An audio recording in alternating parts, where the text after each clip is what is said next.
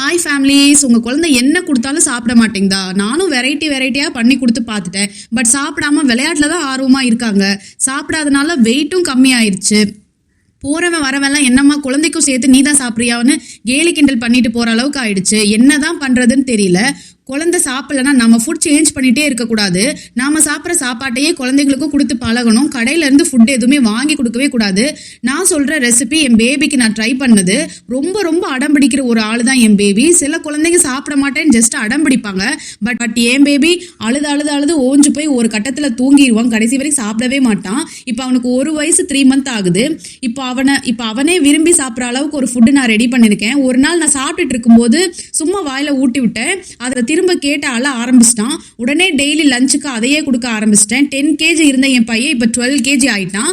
So அது என்ன ரெசிபின்னு நான் உங்களுக்கு சொல்கிறேன். சும்மா ஒரு தடவை ட்ரை பண்ணி பாருங்க. உங்கள் குழந்தை சாப்பிட்டா எனக்கு கமெண்ட் பண்ணுங்க. ரொம்பவே சிம்பிளாக 5 மினிட்ஸில் ரெடி பண்ணிடலாம். ஒரு கடாயில் ஆயில் ஊற்றி அதில் கொஞ்சமாக கடுகு போட்டு கொஞ்சம் வெங்காயம் போட்டு பச்சை மிளகாய் 1 இல்லாட்டி 2 போட்டுக்கோங்க. ரொம்ப காரமாயிரும் அப்படின்னு பயப்படாதீங்க. ஏன்னா நம்ம சாதத்தோட பிசைஞ்சு சாப்பிடும்போது அந்த காரம் வந்து தெரியாது. குழந்தைங்களுக்கு கொஞ்சம் காரமும் கொடுக்கணும். அப்போ தான் வயிற்றுல பூச்சியெல்லாம் வராது.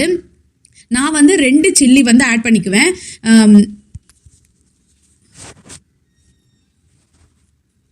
அதுக்கப்புறம் நம்ம இந்த கட் பண்ணி வச்சிருக்கிற இந்த பீர்க்கங்காயை போட்டு நல்லா மிக்ஸ் பண்ணுங்க. இப்போ தண்ணி நல்லா கெட்டி வரும். அது வத்தினதுக்கு அப்புறம் 2 எக்கு போட்டு நல்லா கிளறி அதை ஆற வச்சு சாதத்தோட போட்டு நல்லா கை வச்சு பிசைஞ்சு விட்டுங்க. ஏன்னா 1 வயசுலேருந்து 3 வயசு இருக்கிற அந்த குழந்தைங்களுக்கு ரொம்ப கெட்டியான உணவு எதுவுமே கொடுத்துடக்கூடாது. கொஞ்சம் நல்லா சாஃப்டாக இருக்கிற மாதிரி நம்ம கை வச்சு நல்லா பெனஞ்சு எடுத்துக்கோங்க. நல்லா பிசைஞ்சு விட்டுங்க, சாப்பிடுவாங்க.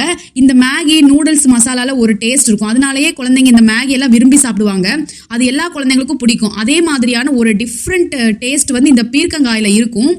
உங்கள் குழந்தைங்க சாப்பிடுதான்னு செக் பண்ணி பாருங்க. அடம்பிடிக்காமல் சாப்பிட்டாங்கன்னா ரொம்ப சந்தோஷம். நமக்கும் வேலை மிச்சம். ட்ரை பண்ணிவிட்டு எனக்கு கமெண்ட் பண்ணுங்கள்.